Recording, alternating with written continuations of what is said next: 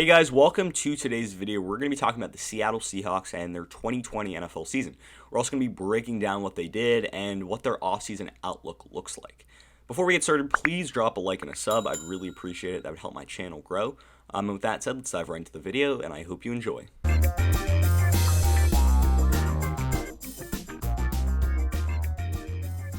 So obviously another kind of disappointing season for the Seattle Seahawks. I mean, lost in the wild card game to their division rivals in the LA Rams. Russell Wilson did not look good throwing the football. But I mean, overall, they were a good team this year. They won their division.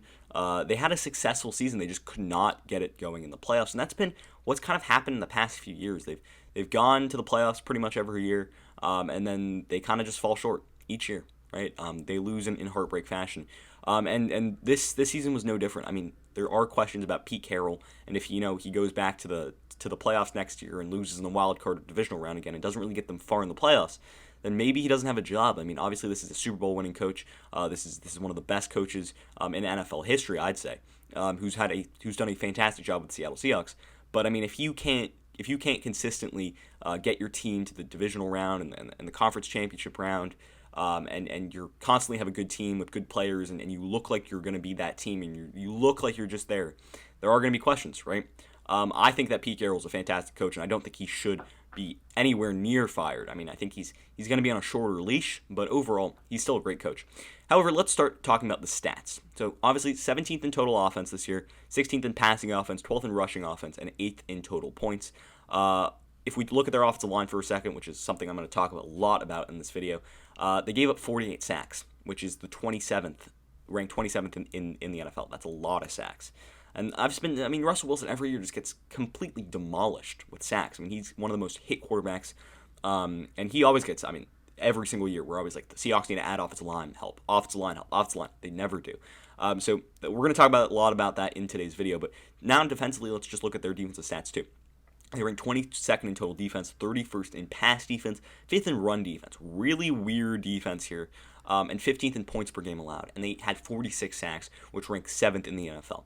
And at the end of the day, for the past 5 or 6, 7 weeks at the end of the last season, they were really elite on defense. Ever since Jamal Adams came back from injury, from pretty much week 10 on, and with Carlos Dunlap coming, they were fantastic defensively. It's that simple. But let's start with the offense. So Russell Wilson had a Pro Bowl year, and it started like an MVP year. He finished the season with 4,200 passing yards, 40 touchdowns, and 13 interceptions on a 105.1 QB rating. And that's a really good. That's a really good season. That's a fantastic season for a quarterback. He also was the number 4 quarterback in rushing yards with over 500 rushing yards, which is not something we really have seen from Russell Wilson of late. He's a mobile quarterback, but I don't really think of him as a quarterback that's going to rush for 500 plus yards each year. At the end of the day, he had an MVP caliber start to the season.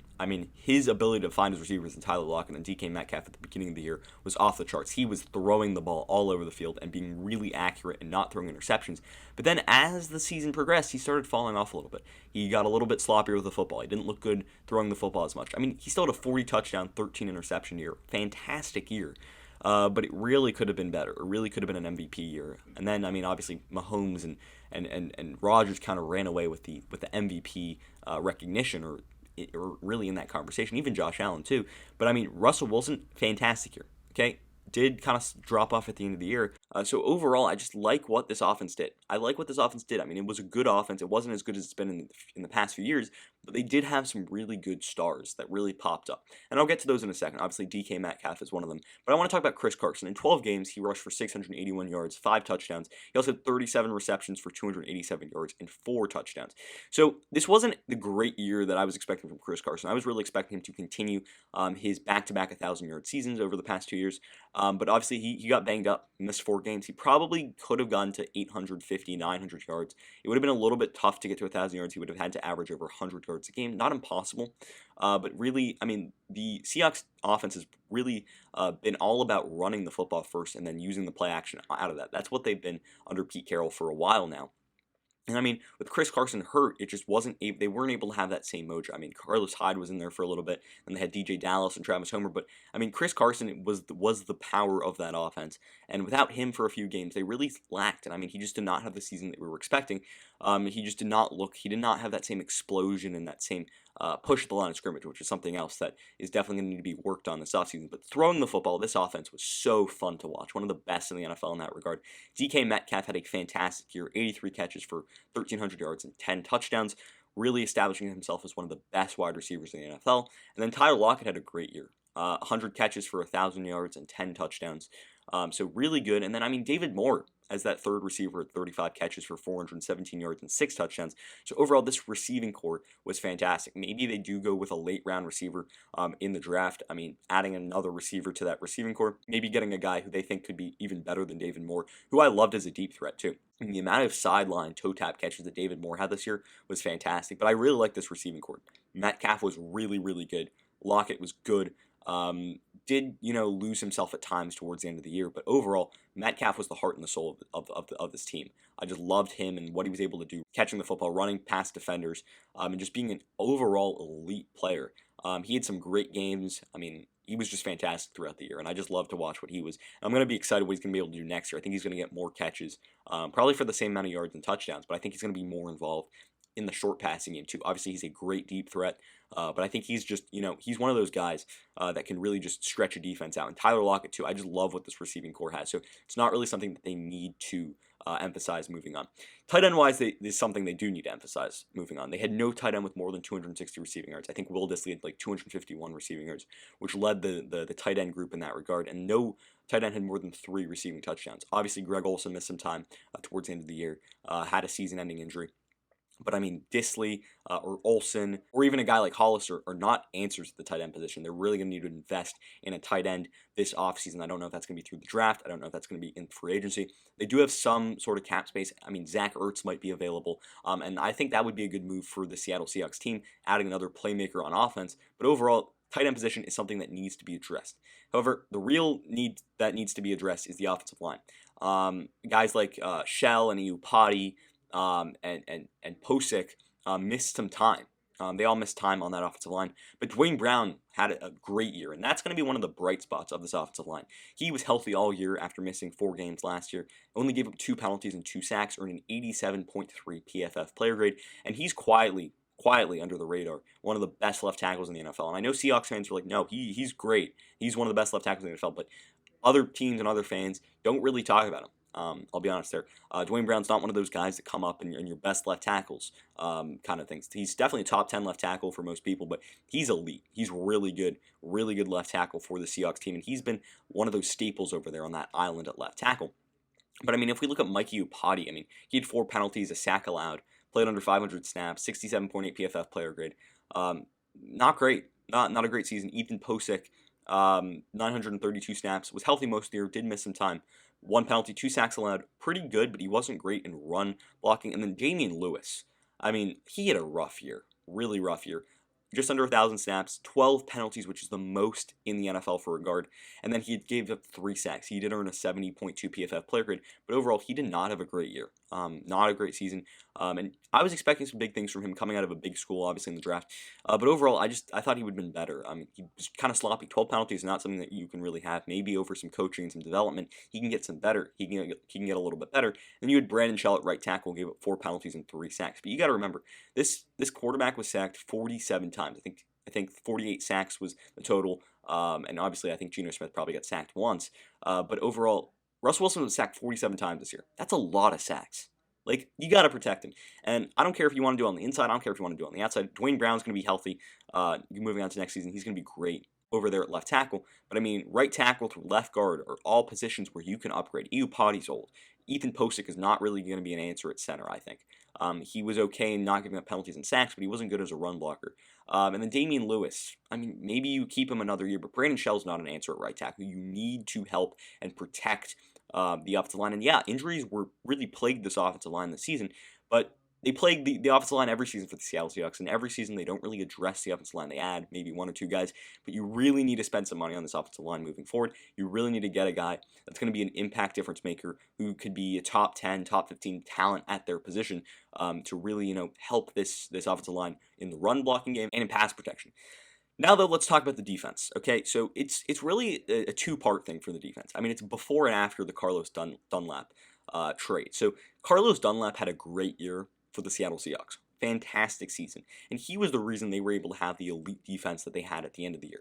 So really from week 1 to week 8 or 9, maybe even week 10, this defense was one of the worst in the NFL. They just were. Could not stop the run, could not stop the pass. They did a better job at stopping the run than the pass, but they could not stop the pass, giving up a ton of points. And they were, if you remember early in the year, they were playing teams like the Falcons, and they were giving up tons of points, and they were scoring tons of points. And then I think they played the Cowboys too, and they were putting up a ton of points, but they were not really being good on defense. But then when Carlos Dunlap came in, and they were able to get a real presence on that end of that defensive line at the defensive end position, they became elite on defense.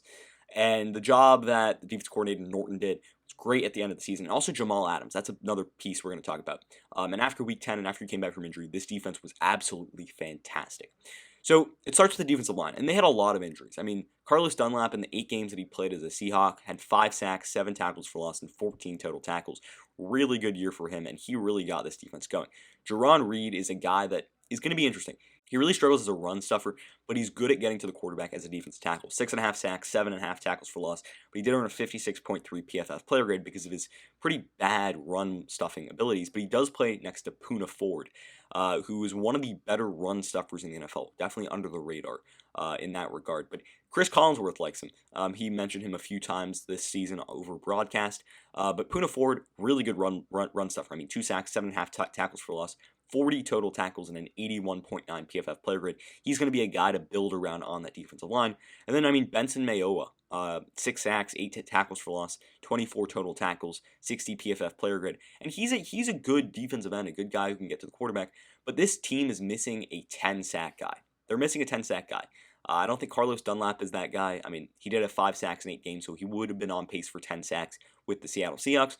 But overall, I mean, they're missing that real difference maker on that edge, as an edge rusher. And although they ranked number 7 in sacks this year, I think they need a guy, I think probably in the draft, to invest in some defensive ends to really, get that guy.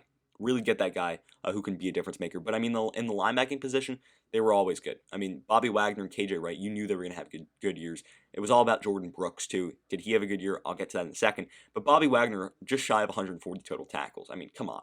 3 sacks, 7.5 tackles for loss, 83.2 PFF player grade.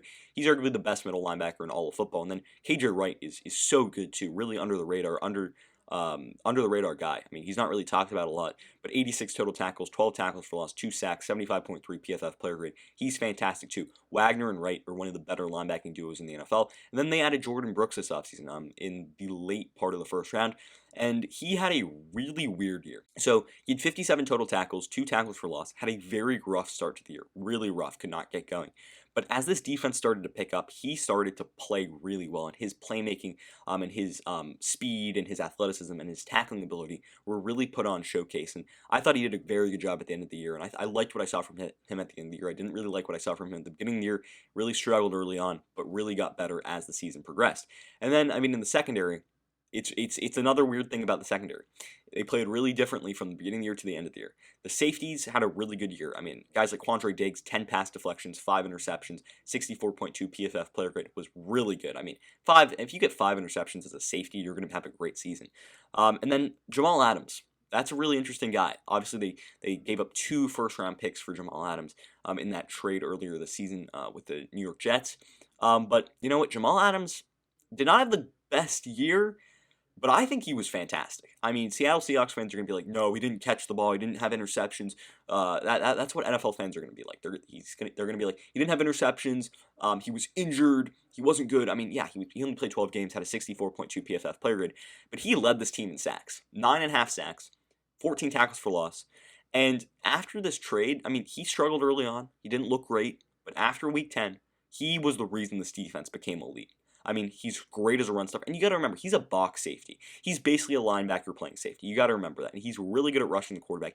I mean, this guy had basically 10 sacks. You can't be annoyed about that. I mean, if you can get 9.5 sacks from the safety position and you can get a great run defender who, he's a little bit of a liability. I mean, he's not a liability in pass coverage. He's probably just average in pass coverage, which can be taken advantage of, definitely. But overall, he's a little bit cocky. He's got that Seattle Seahawks, vibe to him.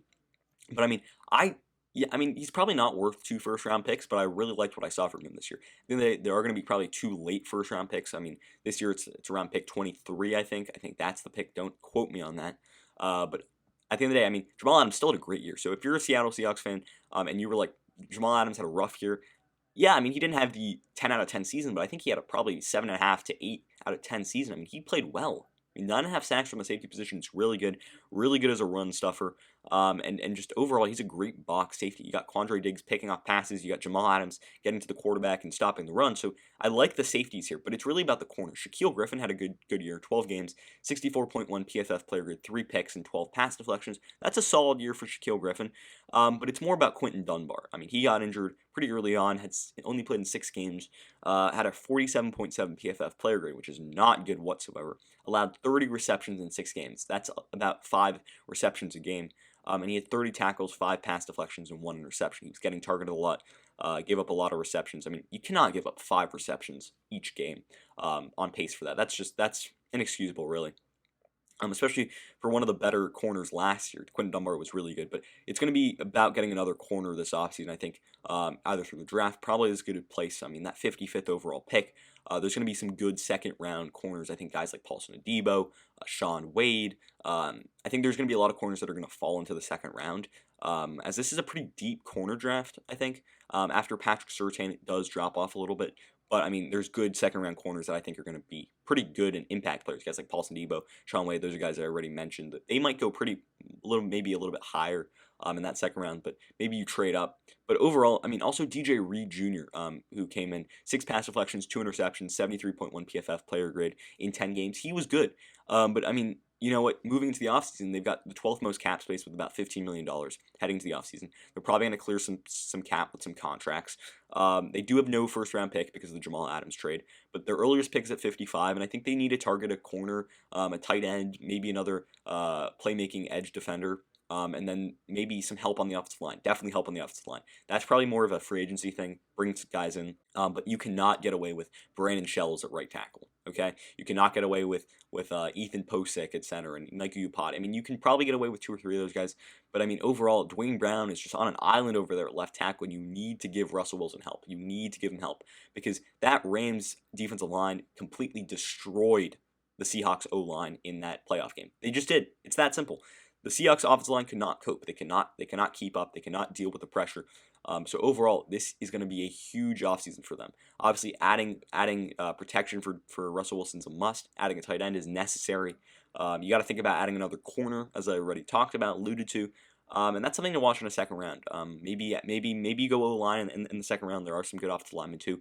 But overall, I just like what the Seattle Seahawks were able to do this season. Obviously, they couldn't go far in the playoffs, and that's a disappointment. But offensively, they have things to build around. Russell Wilson, DK Metcalf, Duane Brown, Tyler Lockett, Chris Carson were all studs this year.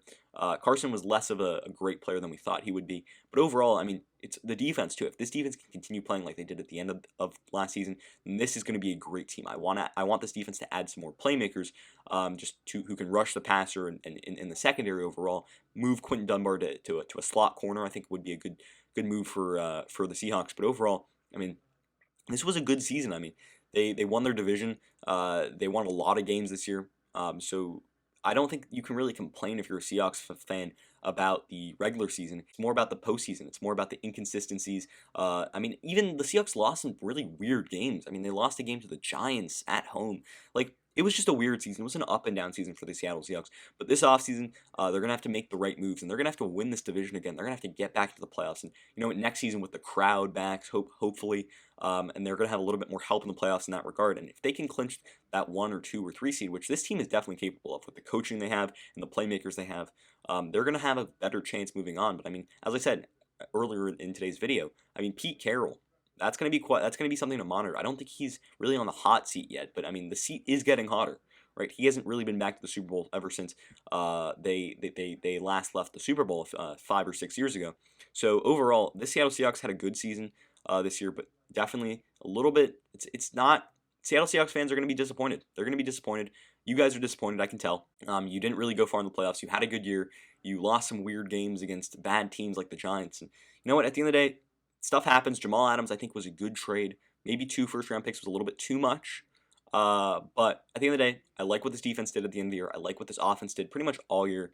But, it's all about protecting Russell Wilson. Can you protect Russell Wilson? Can you give him a tight end that he can work with? And defensively, can you get a defensive end? Can you get a corner that can be shut down and locked down? And those are the real questions for Seattle in the offseason. So with that said, that's pretty much going to end the video for today. Did you agree with my analysis? Why or why not? Leave your comments in the comment section down below. I'd love to hear what you guys have to say.